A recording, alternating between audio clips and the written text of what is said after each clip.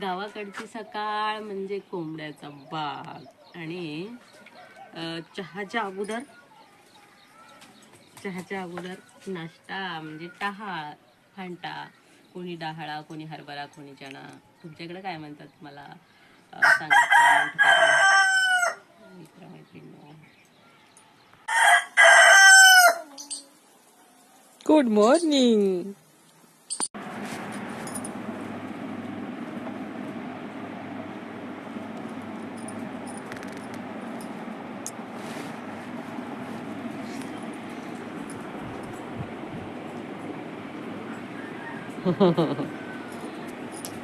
काडी माझी काडीची मम्मी आली. काडीची मम्मी आली. हो, चल बस तुझ्या खुर्चीवर जा, खुर्चीवर बस.